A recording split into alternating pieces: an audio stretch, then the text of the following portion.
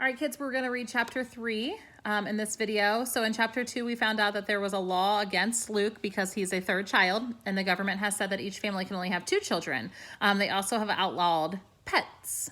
So there's something called the population police in this area. So chapter 3, Luke lay on his stomach on the floor and idly ran the toy train back and forth on the track. The train had belonged to Dad when he was a little boy, and his own father before him. Luke could remember a time when his greatest longing had been for Mark to outgrow the train so Luke could have it all to himself. But it wasn't what he wanted to play with today. There was a beautiful day unfolding outside with fleecy clouds and the blue sky and a mild breeze rustling the grass in the backyard. He hadn't left his house in a week now, and he could almost hear the outdoors calling to him.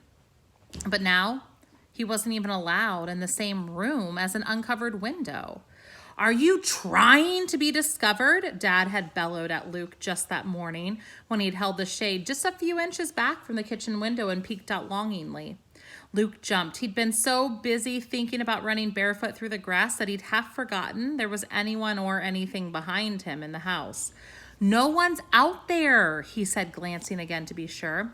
He'd been trying not to look beyond the ragged edge of the backyard to the bulldozed mess of branches, trunks, leaves, and mud that had once been his beloved woods.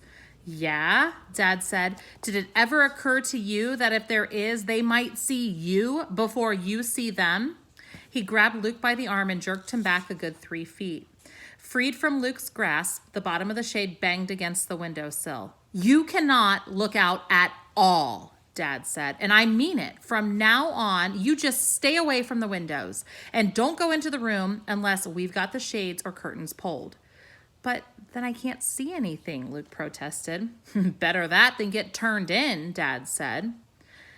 Dad sounded like he might feel sorry for Luke, but that only made things worse. Luke turned around and left, scared that he might cry in front of his dad. Now he gave the toy train a shove, and it careened off the track. It landed upside down, wheels spinning. "Who cares?" Luke muttered.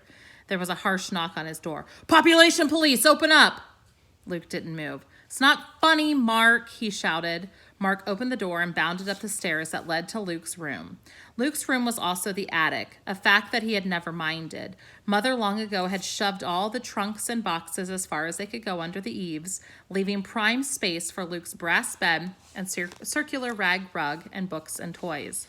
Luke had even heard Matthew and Mark grumble about Luke having the biggest room, but they had windows. "Scared you this time, didn't I?" Mark asked. "No," Luke said. Nothing would force him to admit that his heart had jumped. Mark had been playing the population police joke for years, always out of their parents' earshot. Usually Luke just ignored Mark, but now, with Dad acting so skittish, what would Luke have done if it really had been the population police? What would they do to him?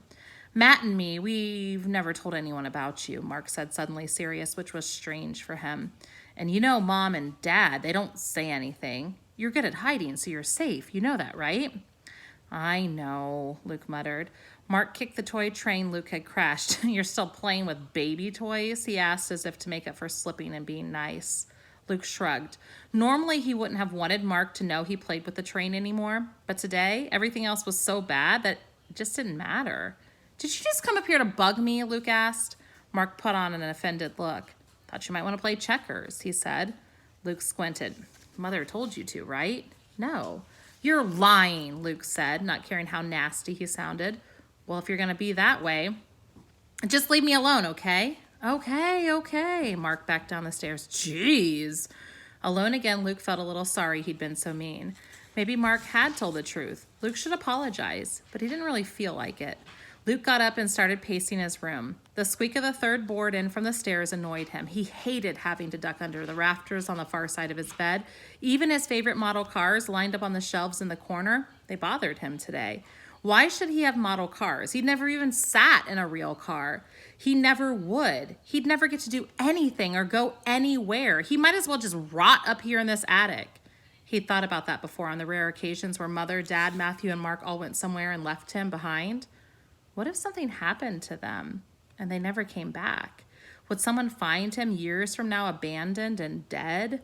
He'd read a story in one of the old books in the attic about a bunch of kids finding a deserted pirate ship and then a skeleton in one of the rooms. he'd be like that skeleton. And now that he wasn't allowed in rooms with uncovered windows, he'd be a skeleton in the dark. Luke looked up automatically as if to remind himself that nothing lit the rafters but the single bulb over his head. Except there was light at the other end of the ceiling, leaking in under the peak of the roof. Luke stood up and went to investigate. Of course, he should have remembered. There were vents at each end of the roof. Dad grumbled occasionally about heating the attic for Luke. It's just like throwing money out those vents. But Mother always fixed him with one of her stairs, and nothing changed. Now Luke climbed on top of one of the largest trunks, and he looked down through the vent. And he could see out. He could see a strip of the road and the cornfield beyond, its leaves waving in the breeze. The vent slanted down and limited his view, but at least he was sure nobody would be able to see him from there. For a moment, Luke was excited, but that quickly faded. He didn't want to spend the rest of his life watching the corn grow. Without much hope, he stepped down from the trunk and went to the other end of the attic, the portion that faced the backyard. He had to slide boxes around and drag an old step stool from the opposite end of the attic, but finally his eyes were level with the back vent. The view was not of the backyard. It was too close, but of the former woods. He'd never realized it before, but the land there sloped away from his family's house, so he had a clear view of the acres and acres that once had been covered with trees. The land was abuzz with activity now. Huge yellow bulldozers shoved brush back from a rough road that had been traced out with gravel. Other vehicles Luke couldn't identify were digging holes for huge concrete pipes. Luke watched in fascination. He knew tractors and combines, of course, and had seen his dad's bush hog and manure spreader and gravity wagons up close in the barn, but these machines, they were different, designed for different jobs, and they were all operated by different people. Once when Luke was younger, a tramp had walked up to the house, and Luke had only had time to hide under the sink in the mudroom before the man was in the house begging for food. The door of the cabinet was cracked, so Luke had been able to peek out and just see the man's patched trousers and his holey shoes. He heard his whiny voice. I ain't got no job, and I ain't eaten 3 days. No, I can't do no farm work for my food. What do you think I am? I'm sick, and I'm starving. Other than that tramp and the pictures and books, Luke had never seen another human being besides his parents and Matthew and Mark. He'd never dreamed that there was such variety.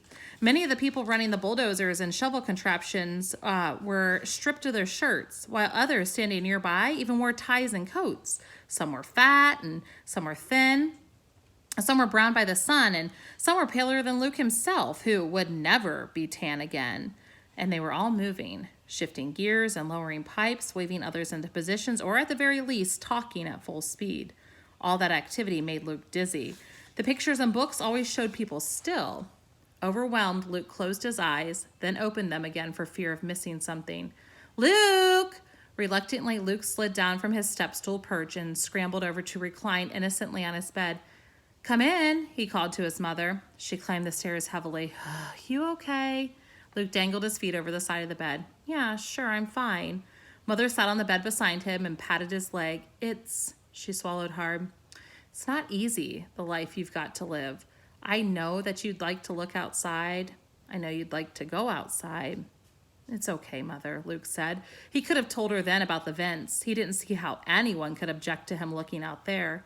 But something stopped him. What if they took that away from him, too? What if Mother told Dad and Dad said, No, that's too much of a risk. I forbid it. Luke wouldn't be able to stand it. So he kept silent. Mother ruffled his hair. You're a trooper, she said. I knew you'd hold up all right. Luke leaned against his mother's arm, and she moved her arm around his shoulders and hugged him tight to her side. He felt a little guilty for keeping a secret, but mostly reassured, loved and reassured. Then more to herself than to him, Mother added, and things could be worse.